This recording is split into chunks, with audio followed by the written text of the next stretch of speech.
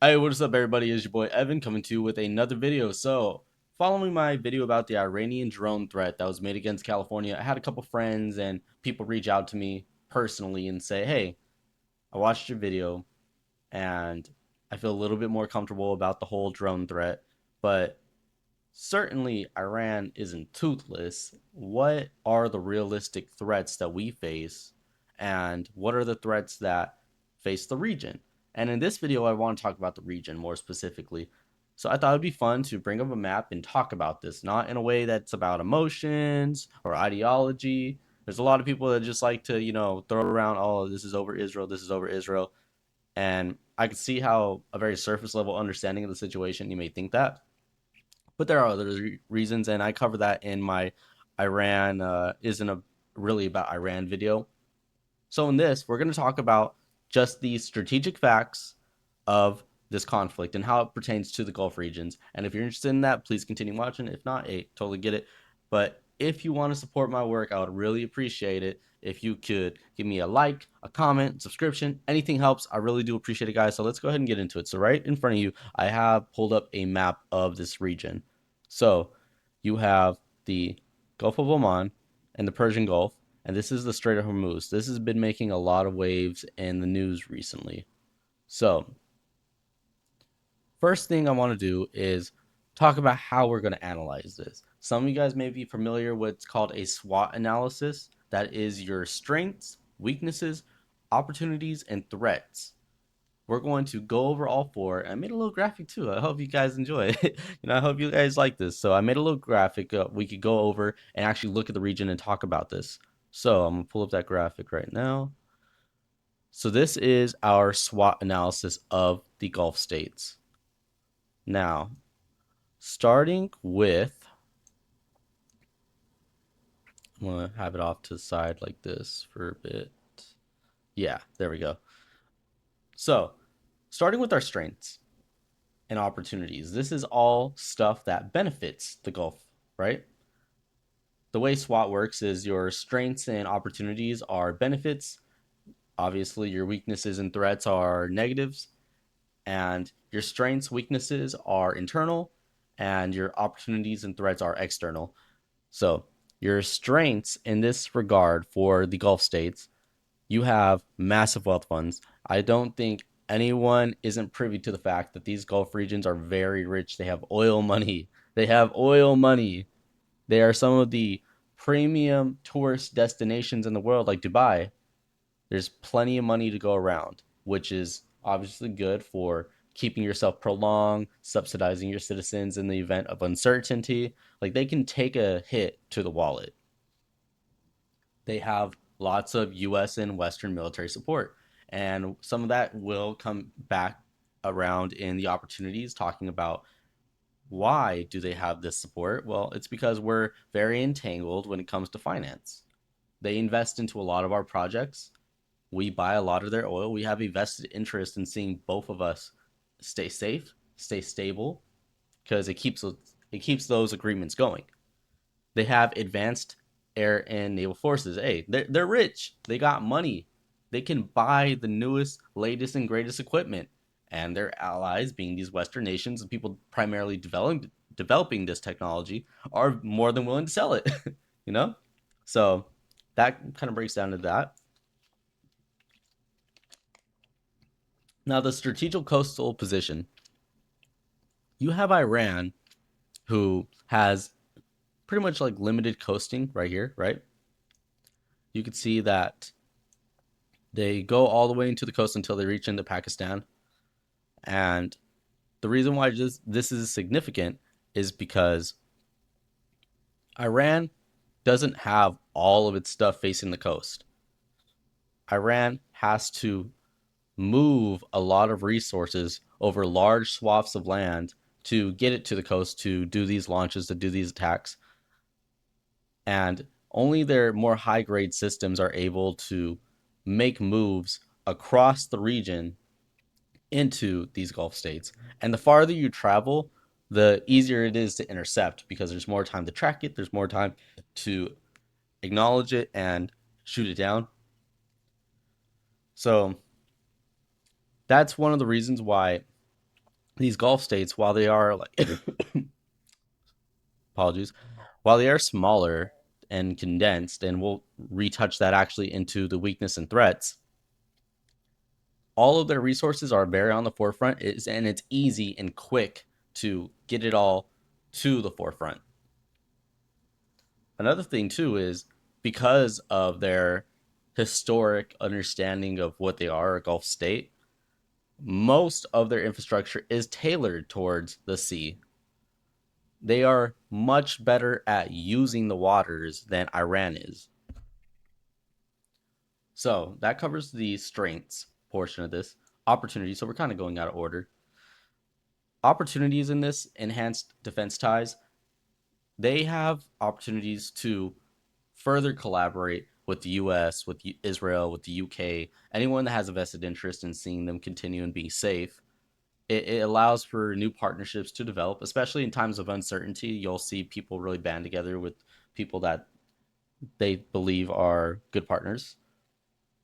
And it may lead to an emergence of deals that probably wouldn't have been made if not in the face of an existential threat. The energy market leverage is obviously real, and it's not so much against Iran. What it is more about is the energy leverage against the rest of its allies.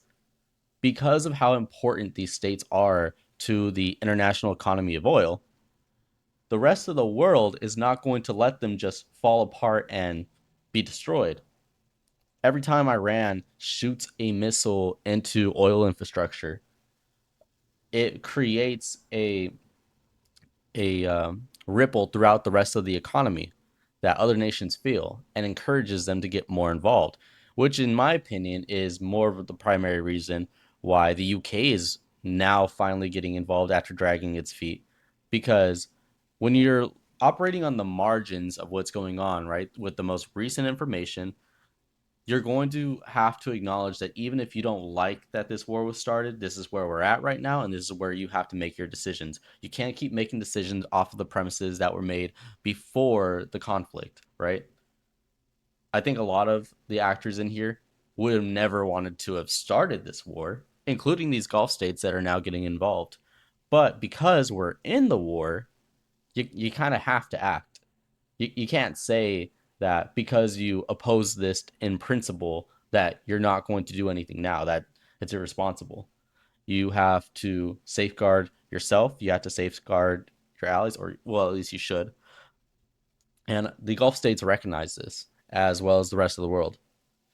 Domestic unity and stability. So this is an interesting one. All of these regions, they have royalty, they have well established authority, and all of them shore up each other's authority and legitimacy, which is something that Iran is right now suffering because they lost the Ayatollah. They lost like the next 40 guys, and so they had to install the Ayatollah's son, mostly because a lot of these lower level leaders, they're just not well known, they're not well experienced, they're not the sort of people you want to install because you're already facing a crisis with the Iranian people, who many of which do not accept the legitimacy of the regime.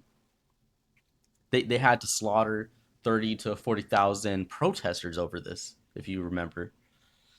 So it's important to Iran that they have legitimacy, which many are saying that they don't, especially because you haven't even seen the new Ayatollah, right? There's some people saying he's probably dead. There's rumors that he's in a coma, that he's horribly disfigured from the bomb. No one's seen him since then. Supposedly he gave a written statement that was read out loud. I kind of call cap. I think that Islamists, they have too much pride to be like doing the whole, hiding and concealing everything. He might have done like a video with a white sheet in back of him, and they hand to hand transferred like a VCR tape, and that's how they did it. But to say that he just made a paper statement and it was just read online, I don't buy it for a second. So on the flip side of it, the Gulf states have incredible legitimacy. They have incredible authority, and they have incredible unity within their countries. They are well trusted and they're well respected, not just domestically, but internationally. And that's going to help them not have pushback on their decisions to get involved with this conflict. You have the president of the UAE, as I said in my last video, who talked very sternly and how he was going to get involved into this. And his people aren't pushing back on that because they trust him. There is legitimacy, and legitimacy is required for stability. Economic diversification, right? So, right now, the Strait of Hormuz is kind of dangerous to be going through. Between missile fire and mines being set in the water, there's not a lot of security in that area. And that's going to disrupt the flow of oil. Oil is it's heavy, it's voluminous, so it's typically transferred over water. It's much cheaper, it's much faster. Pipeline is great if you could manage pipeline, but they got to get oil to the rest of the world. So these tankers, they're kind of scared to go through this strait right now, and with good reason. It's quite literally Iran's coast, and it's a very tight coast. There's not a lot of room to run. The U.S. has dabbled with the idea of potentially escorting some ships, but even that's risky because there's only so much you could do to protect someone when the fire is coming as close as it is. Like I said, the longer a missile's in the air, the longer you have to intercept it. But in some of these coastal skirmishes, especially around the corner right here, you don't have a lot of reaction time. So the reason why their economic diversification is so important in this is as the oil money slows down, they still are receiving money from their investments. They're still receiving money from loans they've made. They're still receiving money from tourism in some cases for certain countries. That diversification is going to allow them to sustain despite all of the oil uncertainty. So, we talked about the benefit side of SWOT. So let's go over the negatives. So, weaknesses. Desalination reliance. So this is something that not a lot of people talk about, right? Obviously, it's the Middle East. We know this place to be a desert. So a major weakness of this is desalination. Desalination is goodness gracious. Desalination is the process of taking seawater and turning it into potable water or drinkable water. And certain countries are so reliant on this that this is actually their most weakest piece of infrastructure. There's a lot of people who talk about the oil infrastructure, right? Oh, they're bombing the oil infrastructure, they're bombing the oil fracking. And yeah, no, don't get me wrong, that is a very vulnerable piece of their energy sector. But a more vulnerable piece for these countries is their desalination plants. The UAE alone is 90% reliant on desalination. You can go about a month without food if you're well fed. You can only go a week without water. That is a life or death threat and or a weakness of theirs. It's a very vulnerable place. Between all these Gulf partners, Kuwait, Bahrain, Qatar, UAE, Oman, and even Saudi Arabia, there's like over 400 desalination plants all along these coasts because you just need that lifeline of water. Meanwhile, Iran has greater reservoirs, they have rivers, they have lakes, they have more options to get water, so they don't face the same threat. They face a threat of water uncertainty. That was a issue a few months ago, but it's not as dire and as immediate as it is for these Gulf countries that have less options for water besides desalination. Huge weakness. I would argue their biggest weakness. I would say that is the biggest weakness of our Gulf allies is their reliancy on desalination, their oil export dependency. like I said, they are diversified in their markets and their investments, but that only gets you so far. That keeps your head above water in times of crisis. It does not replace what oil brings to these countries financially. So, obviously, the Strait of Hormuz is right now not the safest place to be transferring oil. And because of that, they're losing a lot of money that they otherwise would be having. I think that is, it speaks for itself. Don't need to get into that too much further. So, small population, limited manpower. So, this is an interesting one, right? We talked about all the fancy gadgets and toys that they can afford, right? Latest and greatest from their Western partners because of the money. But you need people to man these systems. It's not enough to have the latest and greatest weapons. You need people to man these. And this is a interesting conversation because I believe the UAE is 70% dependent on military contractors from out of country. That is insane to me. Your national defense is heavily reliant on outside sources. You're heavily reliant on your partners and people willing to take a good check to keep you safe.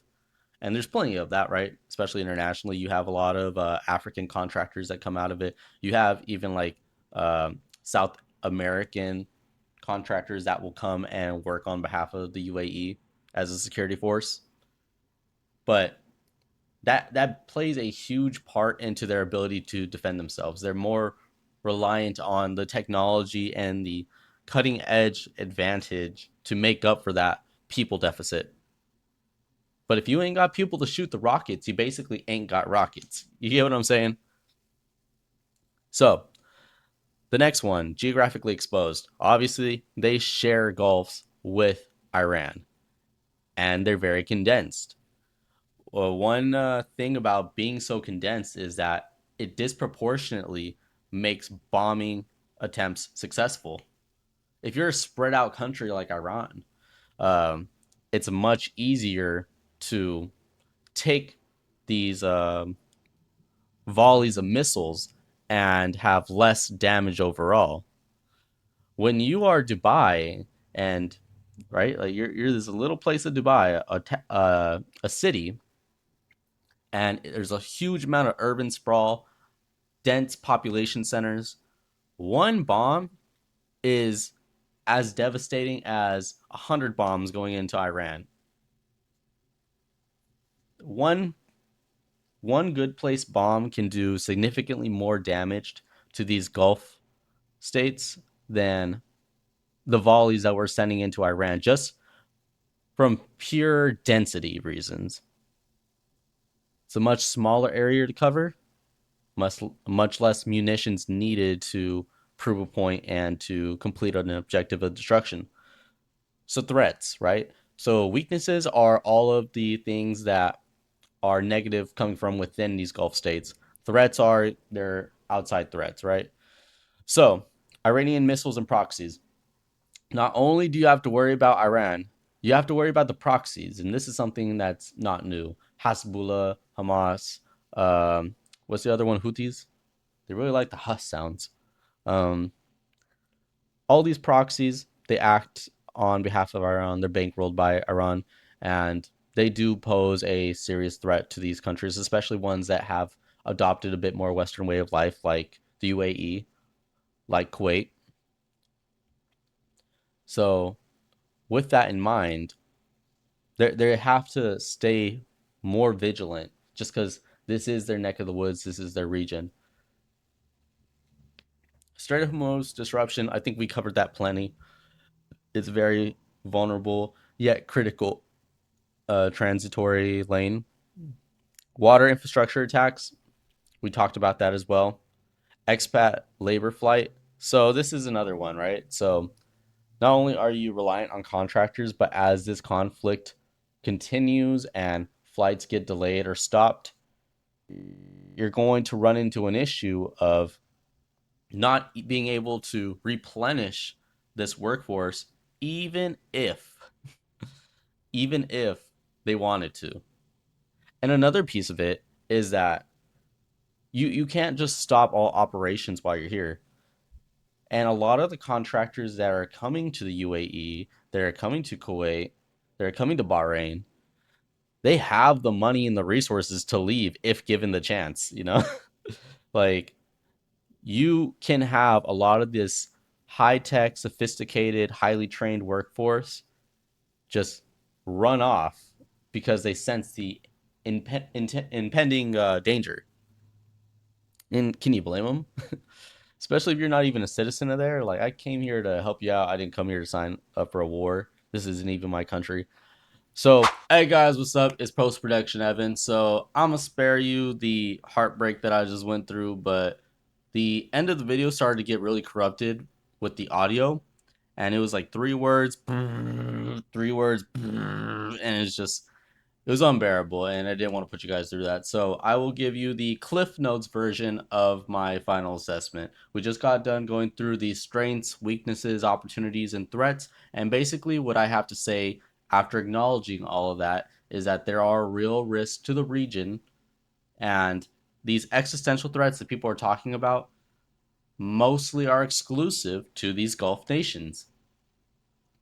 And as partners, I think it would be irresponsible to leave this conflict now.